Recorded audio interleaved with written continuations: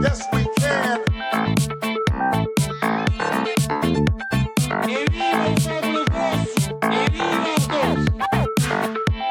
I have a dream. Je crois aux forces de l'esprit. Bonsoir et bienvenue, vous êtes au bon endroit, au bon moment, pendant le 20h. Attends. Oui? Tiens, un petit truc là. Qu'est-ce qui nous arrive?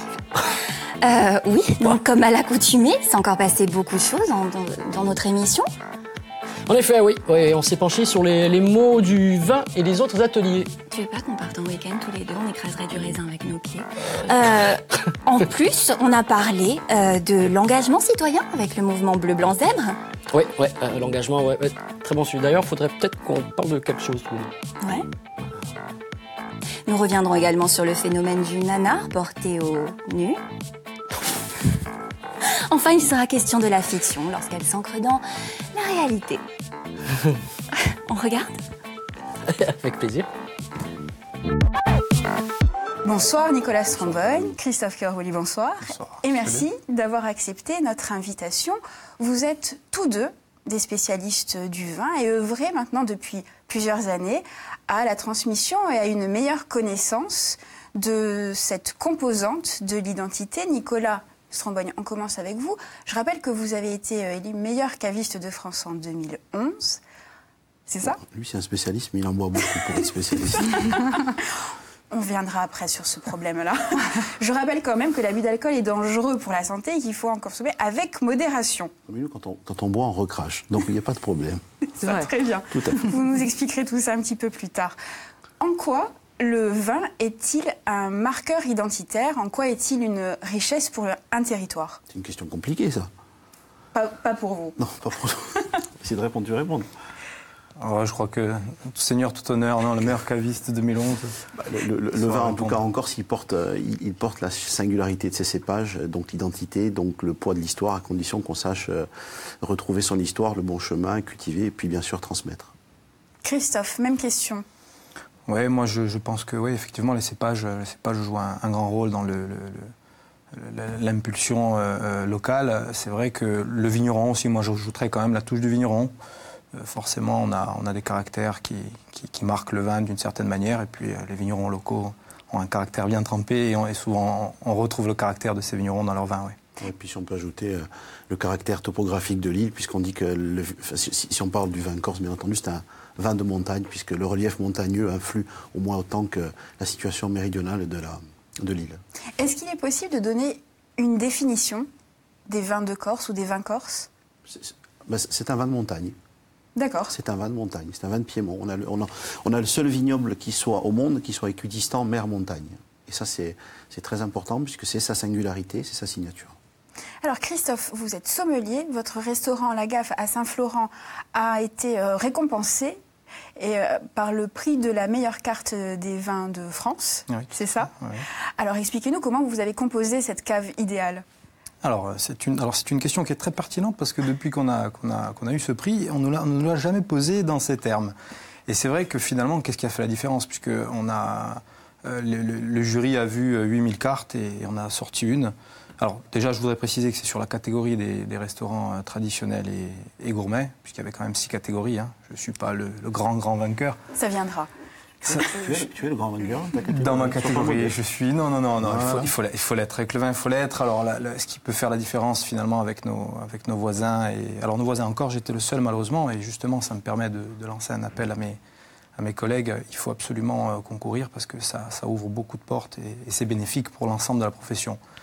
Ma carte, c'est très simple. Hein. Je crois qu'il faut une proposition exhaustive sur la région.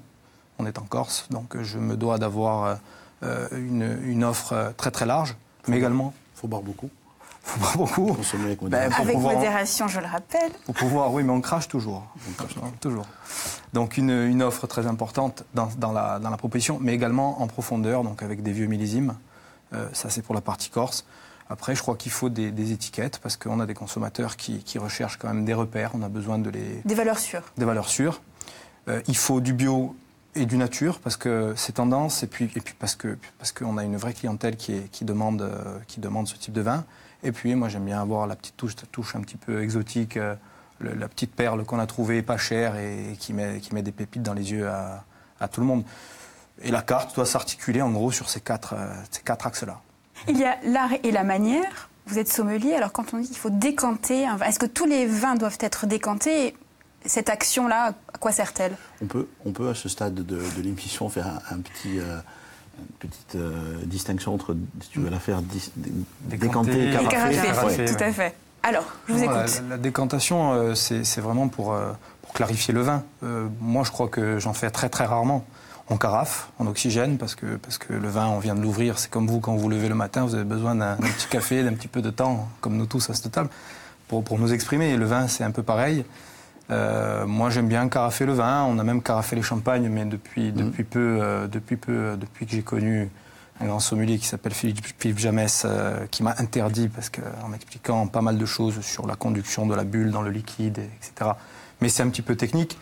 Mais évidemment, le vin se carafe, les vins jeunes se carafent. La décantation étant réservée, comme je vous l'ai dit, pour clarifier un petit peu le vin, Nicolas. Ouais, donc les vins jeunes se carafent. Alors Christophe parlait du café. Moi, j'ai l'habitude de dire que quand on se lève le matin, on ouvre la fenêtre de sa chambre. On a envie de faire rentrer l'air, ça nous réveille, ça nous éveille aussi. Et la décantation, c'est quand on consomme des vins vieux, mais c'est vrai qu'on a de moins en moins l'habitude d'en consommer. On va séparer la partie solide, le dépôt du vin qui s'est agrégé depuis avec le temps. On va donc séparer la partie liquide de la partie solide. Ça, c'est pour la décantation. Et le carafage, on va simplement lui donner un bol d'air pour le réveiller. Alors, on va l'oxygéner. Voilà, on va l'oxygéner. Il peut durer plus ou moins longtemps. Un carafage simple, c'est 5 minutes. 5 minutes. Pour un blanc corse, moi je carafe à peu près tous les blancs corses. 5 minutes. 5 minutes, pas plus. Pas plus. Et ensuite, on peut c'est ce que j'allais vous dire. Après, il y a des constantes comme ça. On peut carafer quasiment tous les vins jeunes. C'est assez simple. On risque rien à carafer un vin. De toute façon, c'est pas. Enfin, si. Il y a un vieux vigneron bourguignon qui m'avait livré cette belle pensée. Pas interdit. Il m'a dit, tu sais, si tu veux carafer en Bourgogne, tu peux, mais c'est que tu as peut-être envie d'arriver à l'orgasme tout de suite. Alors, prends ton temps. N'est-ce pas? En tant qu'un Bourgogne ne se carafe pas, un Bourgogne simplement se serre dans les verres et c'est le temps qui s'apprécie. Belle métaphore. D'accord, c'est tout à fait ça. Bonsoir Marion. Bonsoir. Guillaume Villemot. Bonsoir. Jean-Alexandre, bonsoir. Et merci d'avoir accepté notre invitation. Merci à vous. C'est un plaisir. Guillaume Villemot, vous êtes cofondateur et vice-président du mouvement Bleu Blanc Zèbre, créé en 2013-2014. 2014, oui. 2014. On va avoir 4 ans pile là dans quelques jours. Très bien, alors joyeux anniversaire. Merci. Avec l'écrivain Alexandre Jardin, qui mise sur la co-construction entre citoyens, élus locaux, monde de l'entreprise, monde associatif, pour trouver des solutions autour des solutions concrètes pour répondre aux grandes problématiques de notre société, de la santé à l'éducation nationale, en passant par l'emploi, le logement, l'alimentation, plein de sujets. Toutes les grandes fractures de la société. C'est ça, c'est vaste programme, j'ai envie de vous dire. Ouais. C'est pour ça, on sait quand on a commencé, on ne sait pas vraiment quand on va s'arrêter. C'est ça. Qu'est-ce qui vous a motivé? Qu'est-ce qui a... C'est un jour un constat qu'on a fait, Alexandre et moi. Lui, il avait fait ce constat il y a très longtemps quand il avait créé Lire et Faire Lire, où ça repose exactement sur la même chose, c'est-à-dire sur le principe d'avoir des citoyens qui vont s'engager, qui vont donner le goût de la lecture à des plus jeunes. Et un jour, avec Alexandre, on s'était croisés. Moi, j'avais dans le cadre d'une activité que j'avais, qui est le Festival des Conversations. Et Alexandre, un jour, je pars à un rendez-vous et j'achète le journal un matin et je tombe sur une chronique qu'Alexandre écrivait, dans laquelle il s'appelait Colère, et dans laquelle il disait: j'en ai assez qu'on dise que le plus beau jour de la vie de quelqu'un, c'est le jour où il part à la retraite. J'en ai marre qu'on dise que la France est un pays foutu. J'en ai marre qu'on attende que tout nous tombe tout rôti dans la bouche. Il faut qu'on se prenne en main. Et j'ai fait une chose que j'ai jamais refait de ma vie et que je n'avais jamais faite, c'est que je lui ai envoyé un mail le soir en lui disant: écoutez, vous faites des choses dans votre coin, moi je les fais dans le mien, et si on essayait de faire des choses ensemble. Le lendemain, il m'a appelé, on s'est vu. Je suis reparti de là en disant: ce type est complètement fou, mais juste génial. Et l'histoire a commencé comme ça. Et on s'est dit, et notre rêve a toujours été et est toujours aujourd'hui, de réunir tous ceux qui concrètement font et règlent un problème de la société. En se moquant effectivement complètement de savoir si c'est une asso, si c'est une entreprise, si c'est un élu local, peu importe. À partir du moment où il fait, parce que le jour où vous avez besoin qu'on vous règle un problème, vous vous fichez de savoir la personne qui est en face de vous, si c'est une asso, une entreprise ou autre. Ce que vous voulez, c'est qu'on règle votre problème. Et donc on a créé cette dynamique, et il y a 4 ans, on a lancé Bleu Blanc Zèbre avec au départ 15 actions. Qui étaient des assos, des entreprises, des élus locaux. Et aujourd'hui, il y en a 300, 30 même. Oui, un beau Beau parcours et belle évolution. Oui, parce que moi, ce que je trouve extraordinaire, c'est partout où on va, et Dieu sait si on peut manger des kilomètres en permanence, partout où on va, on rencontre des gens qui sont juste extraordinaires, qu'on met pas assez souvent en lumière, donc merci de le faire ce soir. Mais c'est excessivement important d'avoir des gens comme Jean, d'avoir des gens qui, un peu partout en France et dans les dom-toms, enfin dans les Outre-mer, font aussi un travail extraordinaire. Parce que ce pays, il porte en lui toutes les grandes réparations existent. Maintenant, il faut juste les mettre en lumière, il faut juste réussir et savoir les faire travailler les unes avec les autres et faire en sorte qu'on puisse enfin avoir, non pas des bonnes nouvelles, mais des nouvelles objectives de ce qui se passe dans la société et de montrer que, oui, il y a des solutions pour régler le problème du chômage. Il n'y en a pas une, ça se saurait. Il y a plein d'acteurs. On a, nous, découvert un type qui est alsacien, qui s'appelle Paul Landowski, qui a créé une structure qui s'appelle Café Contact Emploi. Et il va dans les cafés et il demande à ce qu'on lui prête un café pendant 20 minutes, pendant 2 heures, 3 heures. Et il dit, il rassure le cafetière, ils disent, vous inquiétez pas, les gens qui vont venir vont consommer. Il fait le tour des entreprises, des TPE, PME, commerçants du coin, en disant, est-ce que vous recrutez du monde? Oui, non, très bien. Si vous recrutez, vous venez, vous aurez 5 minutes pour vous présenter. Et en face, moi, je vais faire venir des candidats. Tous ces gens, dating, exactement. En 2 heures de temps, vous avez 8% des gens qui repartent avec un contrat de travail. Ça n'a coûté 0 à la société. Voilà, c'est une des solutions. Et ce type-là, on l'a rencontré. Moi, je me souviens toujours, il m'a appelé un jour en disant, j'ai réglé le problème du chômage en France. Donc je me suis dit, oui, bien sûr.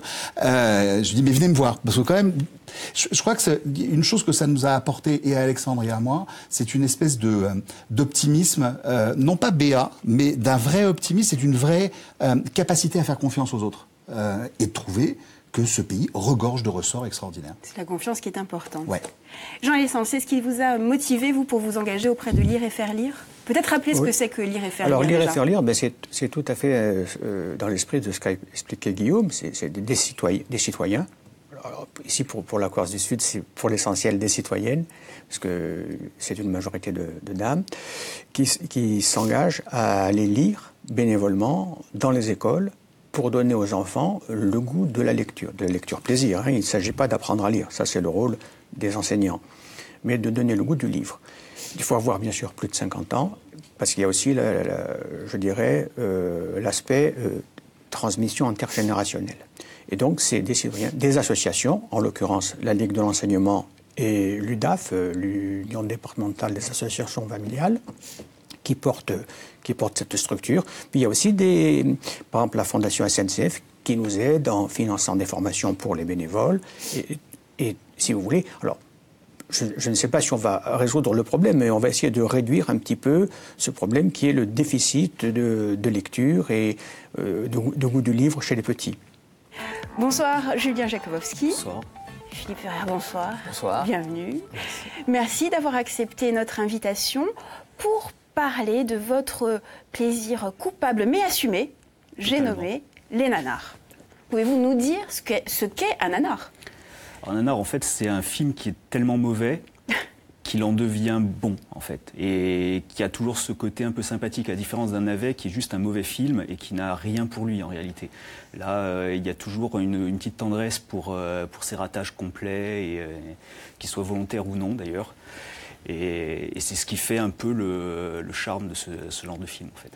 Philippe, qu'est-ce qui vous plaît, vous, dans les nanars? Moi, c'est surtout ce côté involontaire, moi, qui me plaît. Souvent, ce côté innocent. Innocent, et puis il y a souvent une histoire. Souvent, les films ont été commencés avec un budget approprié donc au film, mais ils s'aperçoivent au bout de quelques heures de tournage qu'ils n'ont pas assez de budget, et puis ils vont coller des morceaux, ils vont essayer de faire tant bien que mal, ils vont finir le film. Mais souvent ça part d'un budget un petit peu serré, ou ça peut partir tout simplement par manque de goût aussi, hein. Mais c'est le côté involontaire, moi, qui me plaît. Est-ce que le nanar est un genre ou un sous-genre à part entière? Julien? En réalité, non, puisque le nanar transperce tous les genres. Ça peut très bien être de la science-fiction, de la comédie, il n'y a pas de genre défini. Donc, on peut dire que c'est un genre à part entière, mais c'est en réalité tous les genres du cinéma. Il n'y a pas de limite. Tout le monde est touché. Philippe. Puis c'est suggestif aussi, parce que quelqu'un peut trouver un film nanar alors que quelqu'un d'autre va le trouver comme un chef-d'œuvre du 7e art. Xavier, qui je sais pas pourquoi. Je sais pas pourquoi je me tourne vers Xavier, mais on a souvent des discussions là-dessus. Effectivement, il y a des films que je trouve nanars qui n'en sont pas, qui sont peut-être même des chefs-d'œuvre du 7e art quand même. Mais est-ce qu'il y a quand même des codes esthétiques à respecter pour faire un vrai bon nanar ? Non, je pense que c'est un manque de budget et puis ça devient très très vite un nanar. Ou alors quand c'est un petit peu quand il voit trop loin, quand il voit c'est quelque chose qui tient de l'alchimie en fait, puisque c'est la combinaison des éléments qui va mener au nanar. C'est pas forcément un élément à lui tout seul qui va permettre d'arriver à ce résultat. Et le doublage, très important. Les films en version française, il faut absolument voir les nanars en version française. Je pense que c'est un élément indispensable au nanar. Julien, c'est même un élément qui peut transformer un vrai film en nanar. Voilà. Complètement. Il y a plusieurs exemples de films américains doublés tellement n'importe comment que ça en devient extraordinaire. Ça prend une autre dimension complètement. Mais est-ce que certains réalisateurs embrassent sincèrement la démarche nanar ? Est-ce qu'on en conscience ? Oui, puisqu'actuellement, c'est devenu tellement tendance, en fait, qu'il y a des essais volontaires d'utiliser justement les codes qu'on peut retrouver dans ce genre de film pour en faire un argument commercial. On peut citer toute la série des Sharknado, qui doivent être au 5e épisode maintenant. On peut rappeler l'histoire de Sharknado, une tempête de requins qui attaque la côte ouest des États-Unis. Donc tout à fait normal, quoi. Et du coup, c'est devenu maintenant vraiment un genre à part entière, puisque c'est codifié, c'est fait de manière totalement assumée. Et c'est limite revendiqué en fait par les réalisateurs. Alors, du coup, ce qui est un peu, à mon sens, dommage, parce que je suis un peu d'accord avec Philippe, c'est que quand on voit quand c'est volontaire, c'est moins efficace. Voilà, il y a vraiment ce côté improbable. Je pense que les réalisateurs et les acteurs y croient. C'est ça qui est assez beau. Il y a même cette partie de la poésie du nanar, parce qu'il y a quelque chose quand même. C'est-à-dire que les acteurs sont à fond. Ah, complètement. Le réalisateur, je pense pas qu'il, enfin, toi, les films. J'allais dire d'avant, je ne parle pas pour Sharknado, parce que maintenant c'est trop volontaire à mon avis. Il y a un côté cynique en fait dans cette démarche de vouloir foirer volontairement pour faire parler du film en fait. Souvent c'est fait avec des gros budgets, genre Piranha 3D. Par exemple. Donc il y avait quand même, c'était pas un petit budget. Et qui n'est pour autant pas un nanar, mais juste un mauvais film. Mais un mauvais film. Mais c'est vrai que c'est ce côté franchement improbable, le fait de voir que des réalisateurs y croient. Je trouve ça assez beau finalement, parce que c'est des gens qui vont jusqu'au bout en réalisant, peut-être en gâchant de la pellicule, mais en tout cas qui tournent jusqu'au bout et qui essaient de le faire avec sincérité. Bon, et le résultat est effectivement très drôle. Bon, certains réalisateurs l'assument au bout de quelques années. Mais après. Oui, bien après. Souvent en étant vexés pendant des années. Puis au bout d'un moment, ils disent, bon, effectivement, c'était un nanar. Ce qui est pareil d'ailleurs en musique. On va en parler. Et je vous propose de regarder un extrait ou la bande-annonce de Ninja 3.